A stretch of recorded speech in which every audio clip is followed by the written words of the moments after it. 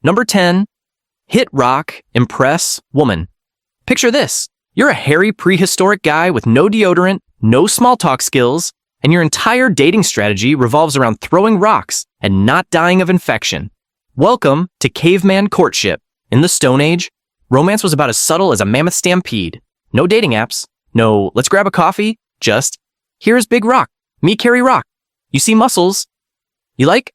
Physical strength wasn't just attractive. It was proof you could kill food, drag it home, and fight off that weird guy from the next cave over who keeps trying to steal berries. Carrying heavy stuff was the prehistoric version of flexing a sports car. If you think gym selfies are annoying now, imagine a guy grunting while lifting a boulder just to impress someone who doesn't even have the word impressed in her vocabulary yet. And guess what? It worked. Basically, if your ancestors couldn't deadlift a wild animal carcass, you might not exist. Number 9, grunt with confidence. Confidence has always been sexy, even when words were just weird throat noises. The louder the grunt, the more attractive you probably were. Why? Because prehistoric humans were deeply into vibes. Strut into the tribe like you own the fire pit. People assume you're important. Grumble like you lost a fight with a squirrel. Nobody's lining up to mate with that. Our brains evolved to associate assertiveness with leadership, survival, and possibly guy who won't scream at a thunderstorm. Even now, modern dating hasn't changed much. Walk into a bar with caveman confidence, and people notice. Walk in like a nervous meat stick, and well, nobody asks if you have any leftover antelope.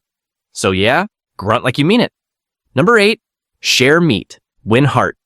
In prehistoric romance, nothing said I like you like casually tossing someone half a roasted rabbit. No jewelry, no flowers, just me hunt, you eat, we bond. Food was currency, power, and affection all rolled into one greasy mammoth haunch. If you gave someone meat, you weren't just feeding them, you were saying, I can keep you alive. Please notice. This is why food sharing still feels romantic today. Your brain is basically running on a 200,000-year-old operating system that sees a sandwich as a sign of deep emotional commitment. So the next time someone offers you fries, that's not just generosity, that's evolution flirting. Number 7, look symmetrical. Don't die. Here's a weird thing your brain does.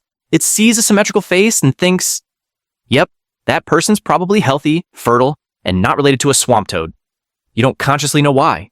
You just feel it. Back then, symmetry meant strong genes. Uneven face? Might have been parasites. Bad luck. Or, oops, I fell into fire. So, our ancestors evolved to see symmetry as a shortcut to survival, like nature's way of labeling someone with a glowing, hot plus safe sign. It's not about being pretty, it's about being genetically boring enough to not die during childbirth. Even now, dating apps show that people consistently rate symmetrical faces as more attractive, which just proves your brain is still using caveman settings, even while you swipe in bed and eat microwave popcorn. Number 6, smell good or just? Not awful. Imagine living in a world with no soap, no toothpaste, and definitely no deodorant. Now imagine trying to be attractive in that world. Welcome to the original olfactory nightmare that was early human courtship. Back then, your scent wasn't just an unfortunate side effect of being alive, it was a full-blown dating profile. And yes, people literally sniffed out potential mates, because body odor carried all kinds of unspoken information. Your health, your stress levels, your diet, and most importantly, whether your immune system was different enough from theirs to make a super baby. Biologists call it the major histocompatibility complex, or MHC basically, your immune fingerprint. People were more attracted to the scent of mates with different MHC genes, because mixing up immune systems made stronger, more disease-resistant offspring. So if someone smelled good to you, it wasn't about perfume, it was your brain whispering. This one won't give our child the medieval plague. On the flip side, if you stank in the wrong way, that wasn't just bad hygiene, that was an evolutionary deal breaker. Your ancestors sniffed each other like suspicious raccoons for a reason. Number 5, tell weird stories by fire. At some point, one clever caveman started telling a story about the giant beast he fought alone. Was it true? Probably not. But did it make people gather around, laugh, and low-key admire his bravery or imagination? Absolutely. Storytelling became a powerful mating tool because it showed off intelligence, creativity, and memory, all signs of a strong brain. And in a world where intelligence meant not wandering into quicksand or eating the shiny death berries, brains were a major turn-on. Even today, humor and storytelling top the list of what people find attractive. That's not a coincidence. It's a biological legacy. The ability to tell a joke or paint a picture with words is a form of mental peacocking. So, yes, your great-great-great-grandfather might have been lying about how big the mammoth was. But if it got him a girlfriend, who's to say it didn't work? Number 4, dance like no one's watching, but everyone is. You're around a fire. Drums start. People begin stomping, flailing, and twitching like they're being electrocuted by joy. Is it a seizure? Nope. It's courtship through rhythm. Dancing is one of the oldest human behaviors linked to mating, and it makes complete evolutionary sense. Good dancers displayed strength, flexibility, stamina, and rhythm. Basically, look how well I can control my body. Imagine the possibilities. Modern science backs this up. Studies show that dance activates attraction centers in the brain, especially when it involves symmetrical, confident movements, which means your ancestors probably judged each other based on their footwork way before the cha-cha slide. Even bad dancing served a purpose. It showed fearlessness, a willingness to look ridiculous in public. That's mating gold. Because if you can survive tribal judgment during a fire circle boogie, you can probably handle parenthood. So, yes, TikTok thirst traps may be shallow, but they're just the digital version of caveman twerking. Number 3, make stuff, get love. You ever made a handmade gift for someone you liked? That was literally the move 10,000 years ago. Except instead of origami swans or crochet hats, it was sharp tools and bead necklaces made out of teeth. Toolmaking wasn't just practical, it was sexy. It showed problem solving, patience, and craftsmanship. If you could shape a rock into a weapon and tie it with twine into a fashionable murder accessory, you were relationship material.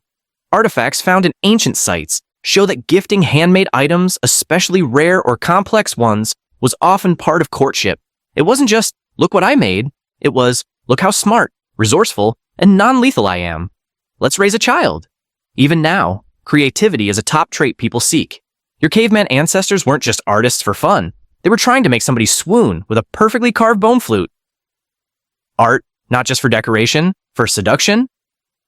Number 2, display emotional but manly stability. Here's a curveball. Despite all the rock throwing and fire dancing, what really separated the mate for life from the guy who dies screaming at a bird was emotional stability.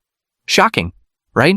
Turns out even 30,000 years ago, people liked partners who weren't completely unhinged. Sure, strength and confidence were attractive. But if you flipped out every time your spear broke or screamed at clouds during a thunderstorm, you weren't exactly putting off dad material energy. Emotional regulation showed resilience, a brain that could handle stress, danger, and the sheer inconvenience of existence without imploding. In evolutionary psychology, this trait links to something called low neuroticism. Basically, if you weren't a walking panic attack, your odds of finding love and keeping it skyrocketed.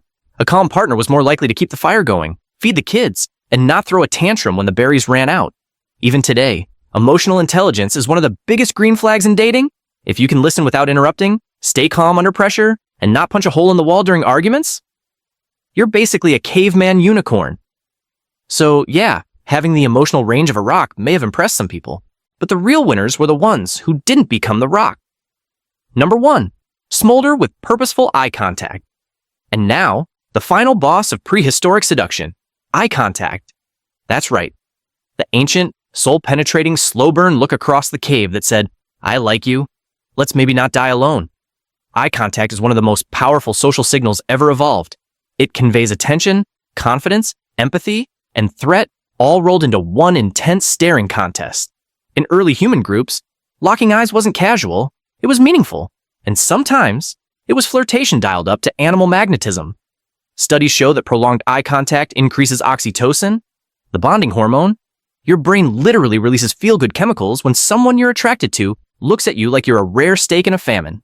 It's why movie characters fall in love mid-stare. It's why awkward glances turn into awkward kisses. And it's why your ancestors probably sealed half their romantic deals with a 2-second gaze and a slightly tilted head. No pickup lines, no wingmen, just primal eye lasers and a shared understanding that you probably both smelled like goat.